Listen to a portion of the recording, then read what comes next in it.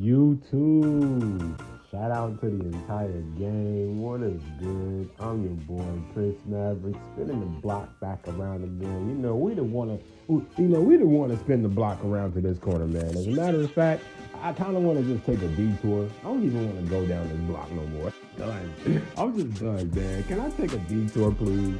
Can I get off at the exit at I-95, please? Thank you.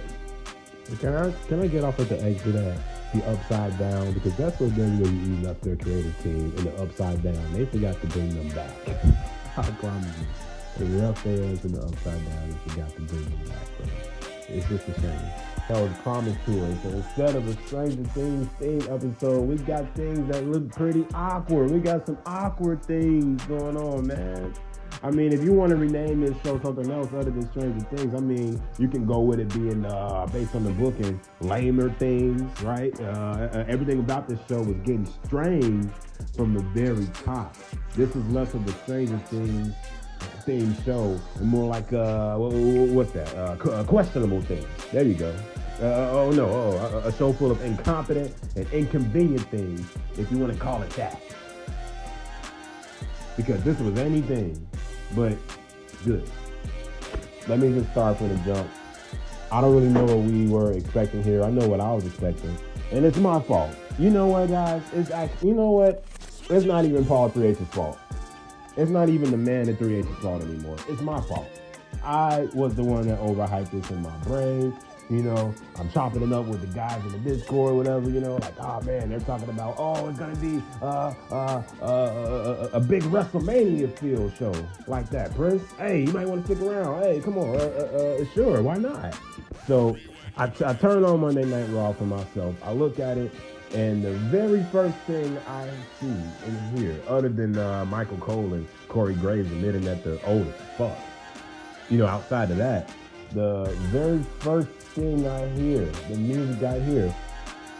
You want to know the first thing we heard, guys? This is My Brutality. Oh, right there, man. It was right there when I just immediately just checked out, dude. Like, I can't even stress this enough. The moment I heard This Is My Brutality instead of Break the Walls Down, I immediately wanted to just turn off Netflix, shut my phone down. As a matter of fact, I didn't even want to turn off Netflix. I didn't even want to stop there. I kind of just wanted to shut the entire phone down. I wanted to shut the entire TV system down and just throw it out the fucking window at this point. Why do I care about this show opening up with Rhea Ripley and Io Sky capturing the women's tag team strap, son? I don't care. And neither do you. Don't sit up there and psych yourself out and tell yourself, well, Chris, I actually cared about this a little bit. Don't you see how excited it is for Io and Rhea? Don't do that. Don't become one of them. Don't become a shield for 3H's, man. Whoever this is listening to me right now, under the sound of my voice, you're smarter than that. Nobody cared about this fucking match. Nobody gave two shits. Going to the next segment. AJ motherfucking Styles, the GOAT. One of them, at least. Because everybody calling John Cena the GOAT. He came out and he slapped the dog piss out of Gunther. But I mean, this was where the awkward things actually occurred, Instead of getting Stranger Things, man, we got some really awkward booking going on here. I mean, after the slap, that was just it. Gunther got up in his face like, okay, bro, was really good. You want to slap me that hard? What's up?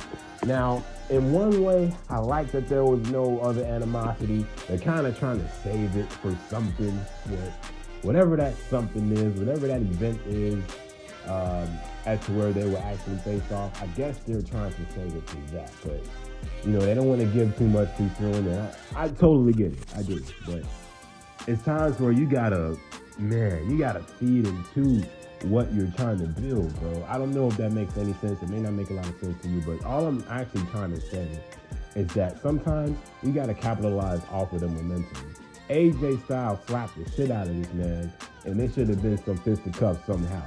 Now, you want to go to the next few weeks where they don't have any sort of fisticuffs. They want to do back and forth promos, maybe a couple of backstage segments even, and then maybe they even scrap up a few weeks later again. That's cool, but just to have a slap and that be it. And then I'm expecting, the call-ups that we got, right? We heard Femi's coming up. He's got some vignettes going on over there on Friday Night SmackDown. I believe he's coming up to SmackDown. We got Javon Evans, 21 years old, man, signing with Monday Night Raw. But did Paul 3H's Levesque give him the TV time that this man needed? The answer is no. Absolutely not. They spend more time coming up with the designs and stuff and, having fucking Vecna stretched all around the arena and shit, having all the design sets, the smoke set and all that, just coming out of the stage. They spend more time on the design set, which I wish that they would do on a weekly basis the way that they used to back in the day. But these motherfuckers spend more time on that than actually giving Javon Evans, 21 years old, a shot at getting signed to Monday Night Raw contract on television. You want to know what they did instead? They said, you know what? We're not going to televise this moment. This is going to happen during what, guys? You ready? This is going to happen during commercial break. That's right. Want to see Javon Evans sign his main roster contract? Well, guess what you had to have? What us normal people don't think to even have the time of day to grab. Guess what you would have had to have? You would have had to have used a VPN. That's right.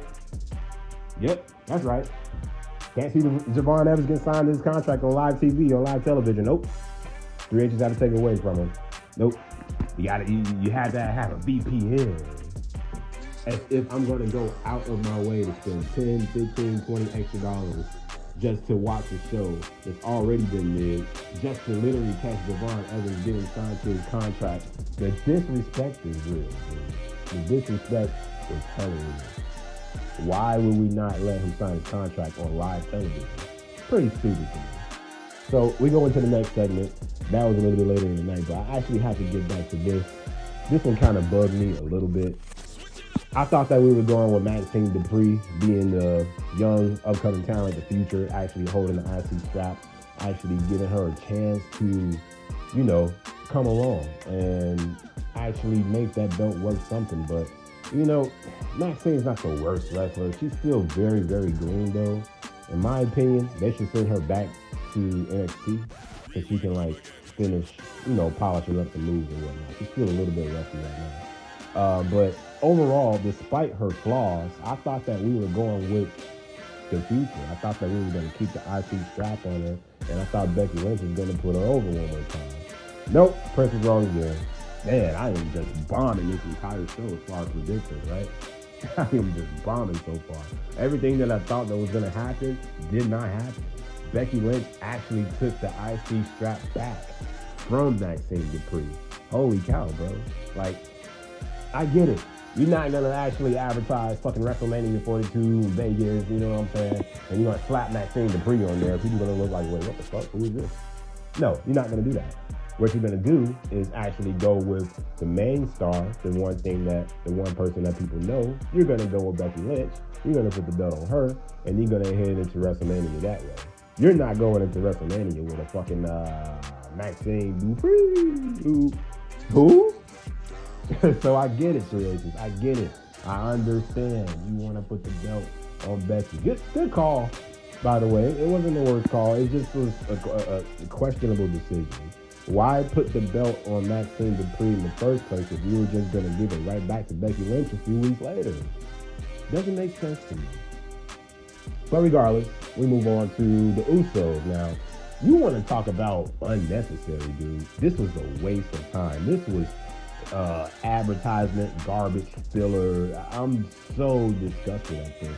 The Usos are better than this. The man with 3 H's in his name sent the Usos, the best tag team out there, bro, to issue a bold warning to the Raw tag team division, as if it was a warning. The only warning that they should send the tag team division is to send them a warning not to even come and wrestle, because it's not even anybody in the division no more, man.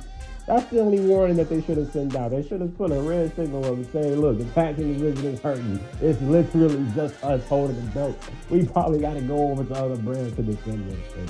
That's the only warning sign they should have put up. But this was 2 minutes of garbage filler. They said absolutely nothing. I was stunned.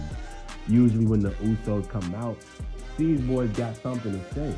And for the very first time in over 10 years, they had absolutely nothing to say. Advertisement for Cricket Wireless. Are you kidding me? That's it? That's the best you got for the Usos on the first Monday Night Raw of the year? Piss off with that, man. We on to the next. Raquel Rodriguez attacked Stephanie Valkyrie. Stephanie Valkyrie came out earlier to let us know that she was injured. That moment actually scared me a lot. I don't know what this means for Stephanie. Are they just writing her off with a fake injury? Is she injured for real? I don't know. All I know is that if they're gonna put the strap on Raquel Rodriguez, all these years that they boxed her before, this will be the year to move forward. This will be the year to put the rocket on her. No more dicking around, Triple H. No more fucking with Raquel Rodriguez. Oh, you want to push her a little bit here. You want to push her a little bit there. Then you want to take it away from her. Then you want to give it back. No. It's a new year. Let's do things different. Let's give Raquel Rodriguez the strap. And let's never look back again. Because she should have been the brand new China since day one. So if you're going to do it, then do it. Don't sugarcoat it. Don't half-ass it. Do what you got to do. All right? I actually want to see her take over the Judgment Day, and then eventually I want to see the Judgment Day break. Speaking of the Judgment Day, Liv Morgan earns a big win against Lyra Valkyria. They are not doing anything as far as progressing the Judgment Day storyline any longer. It's like they stopped caring about it, you know? And now since Liv Morgan has been back, it's good to see her back, but nobody cares about her just being thrown in random matches if you're not going to continue the storyline between her and, who's that? Roxanne Perez, right? So you mean to tell me Roxanne Perez is easing up on her man Dom and Liv just come back after all these months and there's no story progression there? It's nothing? No heat at all? You mean to tell me she doesn't want to rip this bitch apart in twos? She don't want to drag this bitch from left to right? No, none of that? No? Okay, all right. I'll just leave it alone and go into the main event scene, which was CM Punk putting the world heavyweight strap on the line against Braun Breaker. And a lot of people thought that Braun was going to come out with a W here, man, because we're focusing on tomorrow, building tomorrow's stars, right? 3 H's, right? Wrong again. I told you.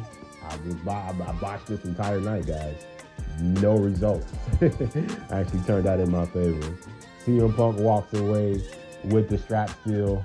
Braun Breaker's holding his head down, looking like a sad puppy. I don't even know what to take from this, to be honest with you. I told you, CM Punk was gonna go over. Nobody wanted to believe me. It ain't Braun's time yet. And when it is his time, we will know. Maybe it's the Royal Rumble. Maybe it's WrestleMania. We don't know. But all I do know is that was very, very underwhelming, man. That entire match. Braun Breaker almost got injured again by CM Punk. And it's just like, bro, maybe it could be time for our Uncle Phil, our cousin Phil to hang it up. We don't know. But it was frustrating to watch. We didn't know what was going to happen. This was a bad way to start off the new year. I am not pleased with this show. I was not pleased with anything I saw. It's like it was just getting worse and worse as the hours went on. But y'all let me know what y'all feel. Y'all let me know what y'all think. Am I tripping? Am I reaching? Did y'all actually think it was a good show? A decent show? I'll let your boy, man. But again, shout out to all of y'all. We better get up out of here. Big deuces and you know what's next.